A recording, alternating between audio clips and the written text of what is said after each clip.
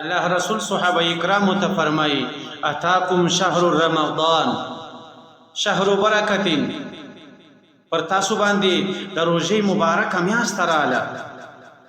او دا ډیره د برکت والا میاشت ده یغشاکم الله فيه وينزل الرحمه ويحط الخطايا الله تعالی په دغه مبارک میاشت کې وخپلو بندگانو ته متوجه سي او پر خپل بندگانو باندې رحمت کوي او د هغو ګناهونه ور معافوي ويستجيب فيه الدعاء او په دې مبارک میاشت کې الله تعالی د انسان دعاوي قبلوي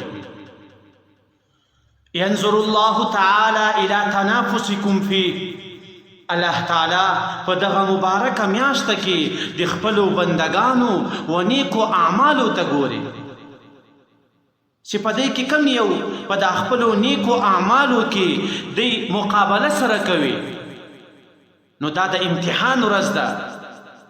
زموږ ستاسو چې په دنیا کې د یو معمولی پرچی امتحان وي د هغه دپاره موږ تاسو څومره تیاری کړې وي نو په دغه مبارکه میاشت کې د الله له جانب څخه پر انسان باندې رحمتونه رااورېږي د هغه ګناهونه الله تعالی ور معافوي او الله تعالی په دې مبارکه میاشت کې وخپلو بندگانو ته ګوري چې زما کم بنده ډیر نیک اعمال کوي نن بیا الله تعالی موږ تاسو ته موقع راکړه یو داسې مبارکه میاشت راغله الله تعالی دې موږ تاسو ته د دې مبارکې میاشتې د قدردانۍ توفیق راکړي د الله رسول ته یو صحابي رالی ورته فرمایي چې یا رسول الله ما ته یو داسې عمل راوښیه چې زه په بندگانو کې تر ټولو نیک انسان جوړ شم د الله رسول ورته فرمایي چې ته ځان له ګناهو څخه وساته نو ځان له ګناهو څخه راګرځول دا تر ټولو لوی عبادت دی اوس که چیرې یو انسان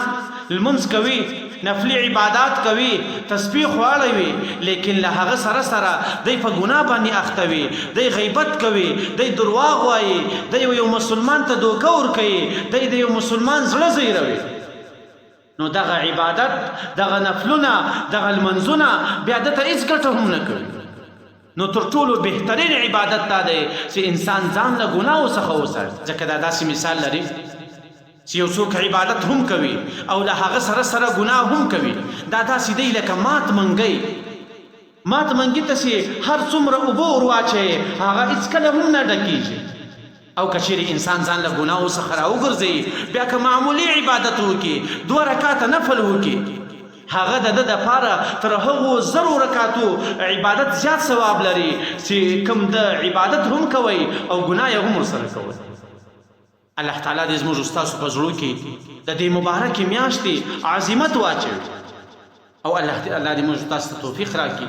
چې موږ تاسو دغه میاشت په عبادت باندې تېروو